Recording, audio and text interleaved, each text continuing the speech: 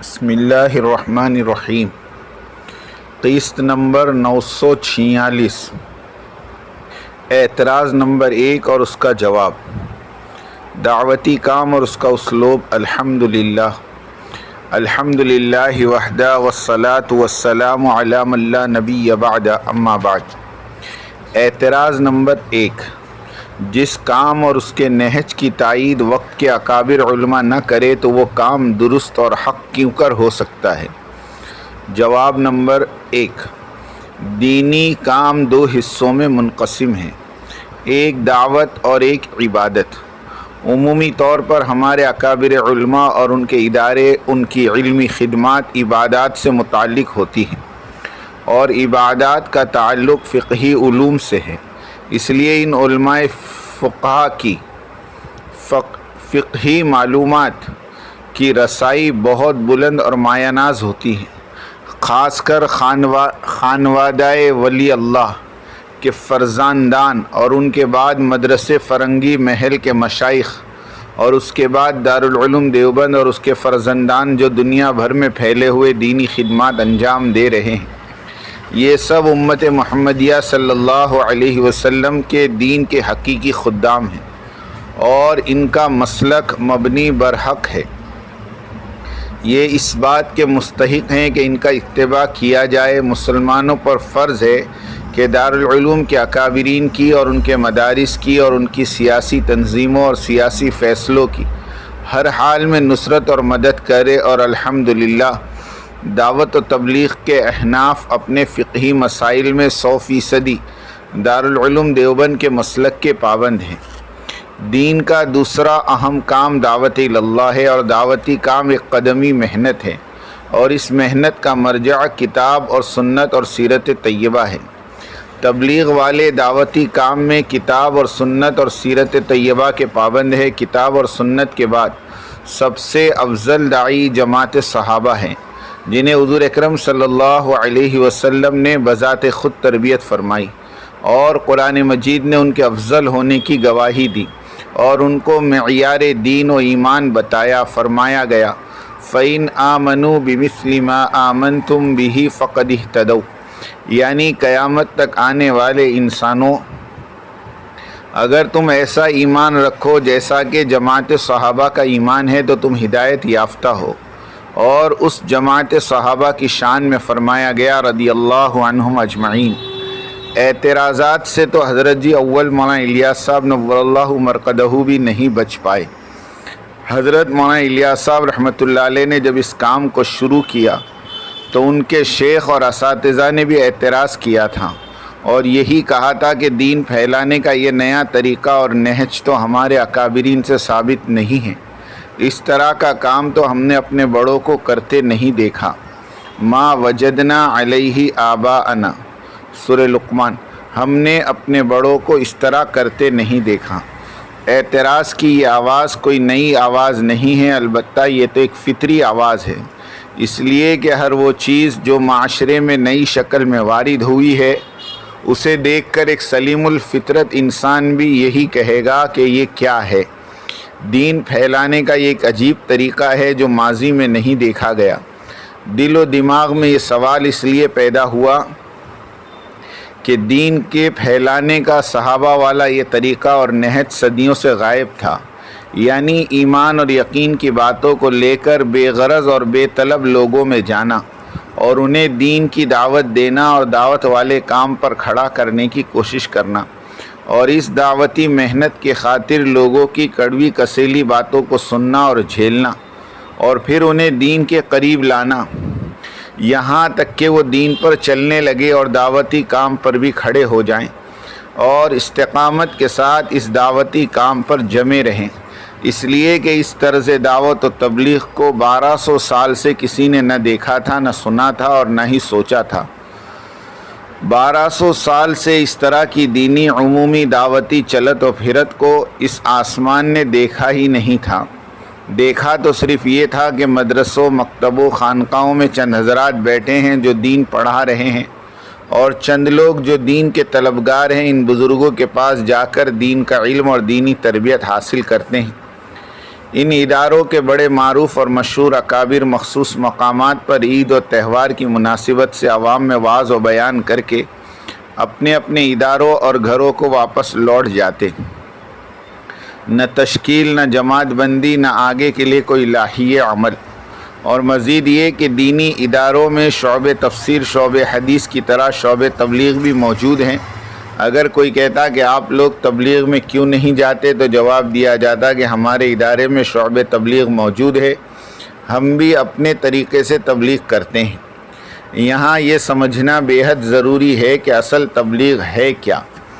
ابلاغ اور تبلیغ، لفظ ابلاغ اور تبلیغ میں فرق یاد رکھے۔ وعظ اور ارشاد اور دعوت و تبلیغ دو علیحدہ علیحدہ چیزیں ہیں۔ وعظ کرنا، تقریر کرنا، سیمینار میں مقالات کا پیش کرنا، ماہانہ اسلامی میگزین اور رسائل چھاپنا، یہ سب ابلاغ کہلاتا ہے۔ اور کسی کو بار بار دین کی دعوت دینا، وہ انکار کرے تب بھی دعوت دینا، غصہ مار پیٹ کرے تب بھی دعوت دینا، یعنی مسلسل اس کے پیچھے لگے رہنا یہاں تک کہ وہ دین اور تبلیغ دین پر عمل پیرا ہو جائے، اسے تبلیغ کہتے ہیں۔ بعض صحابہ کے پاس حضور صلی اللہ علیہ وسلم 20 مرتبہ تشریف لے گئے۔ لوگوں کے بات نہ ماننے پر مغموم بھی ہو جاتے تھے، صدمہ ہوتا تھا، یہاں تک کہ اللہ تعالیٰ تسلی فرماتے تھے فَلَعَلَّكَ بَاخِعٌ نَفْسَكَ عَلَىٰ آثَارِهِمْ إِن لَّمْ يُؤْمِنُوا بِهَٰذَا الْحَدِيثِ أَسَفًا۔ سورہ کہف۔ پس اگر یہ لوگ اس بات پر ایمان نہ لائیں تو کیا آپ ان کے پیچھے اسی رنج میں اپنی جان ہلاک کر ڈالیں گے؟ ان تمام مراحل سے گزرنا، انہی کیفیات اور احساسات کے مجموعے کا نام تبلیغ ہے۔ ایک مدرس اور مقرر اور واعظ کو مذکورہ بالا تبلیغ نبوی اور اس کی کیفیات سے بھلا کیا واسطہ؟ لفظ تبلیغ باب تفعیل سے ماخوذ ہے۔ لفظ بلغ یبلغ تبلیغا، اس کا معنی ہے ایک شخص کو یا ایک قوم کو متواتر دینی بات پہنچاتے رہنا یہاں تک کہ وہ قبول کر لے۔ پھر بھی تبلیغی بات یہاں پر پوری نہیں ہوئی، بلکہ وہ مخاطب دینی باتوں پر عمل پیرا ہو کر خود اپنی ذات سے دوسروں پر تبلیغ کرنا شروع کر دے، یعنی 100% دیندار بھی بنے اور 100% دین کا داعی بھی بنے اور ساتھ ساتھ داعی گر بھی بنے۔ یہ سب کچھ صرف اور صرف اللہ کے واسطے کیا جا رہا ہو۔ اعتراض برائے اعتراض۔ جس طرح آج عالمی شورا والے لوگ نہج الیاسی کا رونا رو کر یہ کہتے ہیں کہ مولانا سعد تو بزرگوں کے نہج سے ہٹ گئے، یہی اعتراض حضرت جی مولانا الیاس صاحب رحمۃ اللہ علیہ پر اس وقت کے بزرگوں نے کیا تھا۔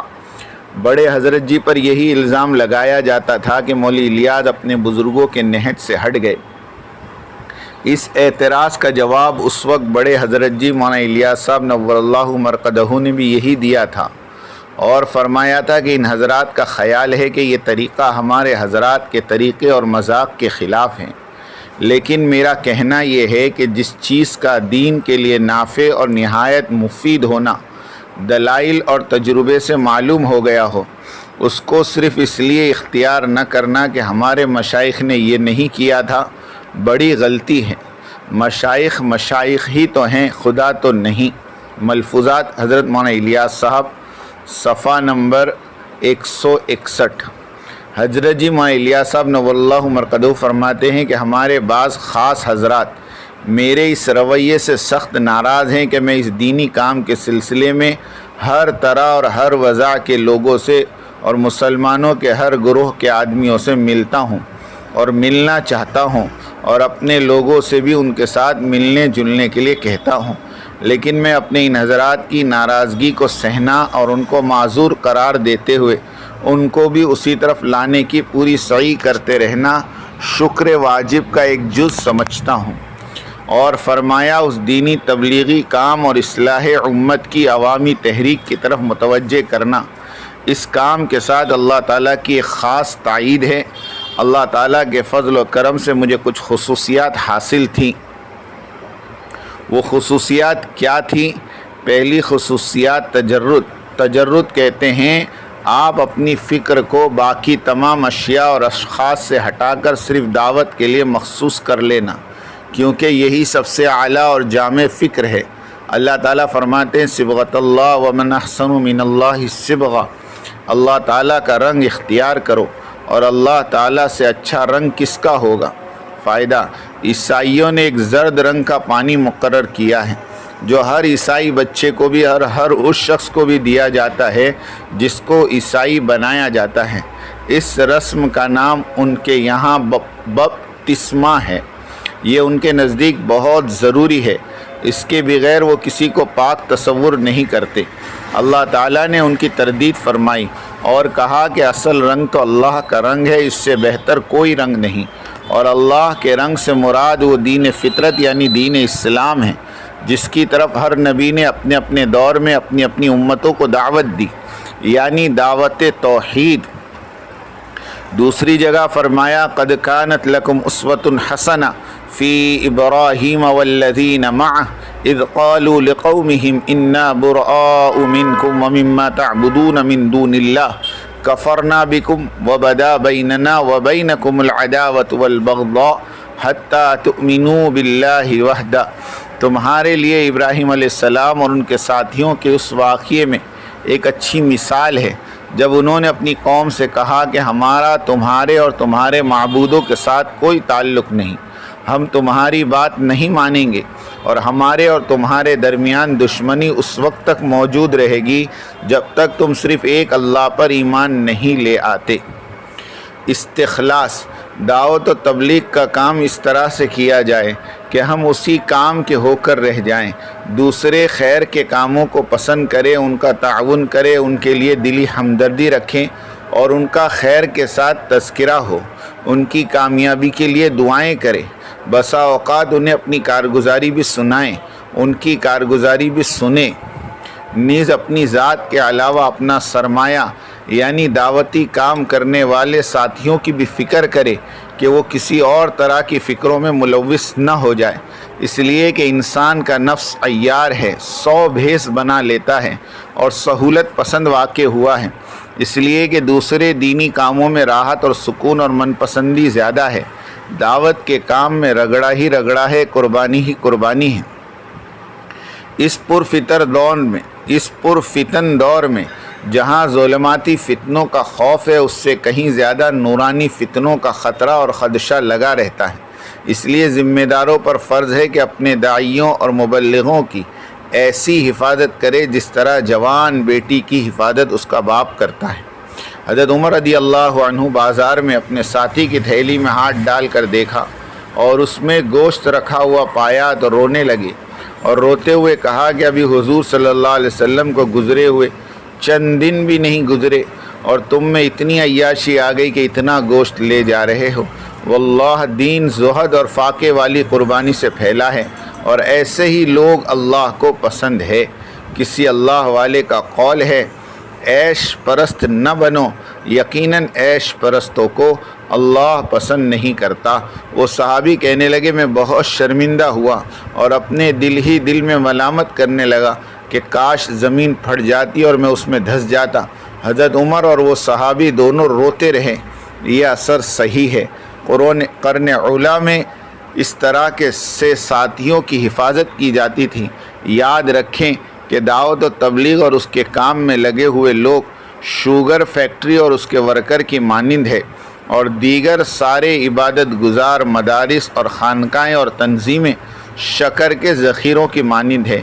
دعوتی کام کمزور ہو جائے تو شکر کی پیداوار اور پروڈکشن بند ہو جائے گی، ذخیرہ کب تک چلے گا؟ آخر کار آہستہ آہستہ دین کے سارے طبقے دم توڑ دیں گے اور ختم ہو جائیں گے۔ ماضی میں ایسا ہی ہوا اور ایسا ہی ہوتا رہے گا۔ جاننے والے جانتے ہیں اور خوب جانتے ہیں کہ کوفہ، بصرہ، بغداد، سمرقند، بخارا، اندلس، اسپین، یہ سب دینی علوم اور تصوف کے گڑھ تھے، مراکز تھے، سب کے سب اجڑ گئے۔ اب وہاں اسلامی کھنڈرات کے سوا کچھ نہیں۔ یہ سب اس لیے ہوا کہ دینی فیکٹری یعنی دعوتی محنت نیست و نابود ہو گئی تھی۔ ہر کوئی اپنے علمی مشغلوں اور مشربی حلقوں میں مگن تھا، اور ذکر اور مراقبے کے نام پر ہر ایک اپنی اپنی کرامات اور کرتب دکھانے اور عوام اور ارباب اقتدار سے داد بٹورنے میں مصروف تھا۔ شکر کے ذخائر کو آخر ختم ہونا ہی تھا، اس لیے کہ نہ تو پروڈکشن ہو رہی تھی اور نہ ہی فیکٹری کا وجود تھا۔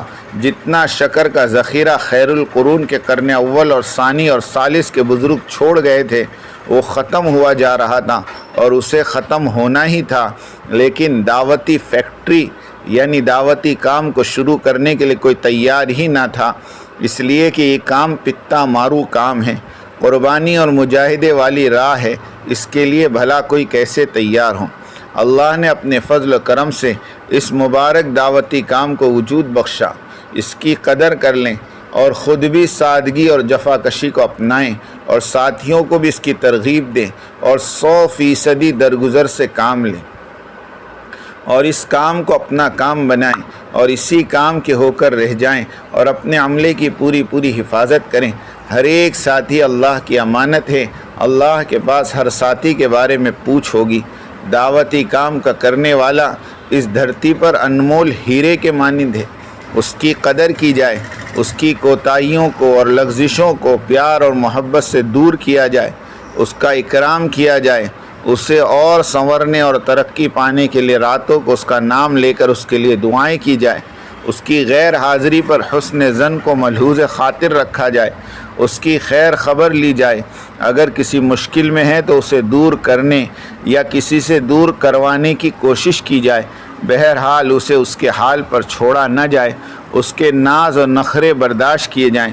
اللہ تعالیٰ امت مسلمہ کو دعوتی کام سمجھا دے اور انسانیت کی عمومی ہدایت کے فیصلے فرمائیں۔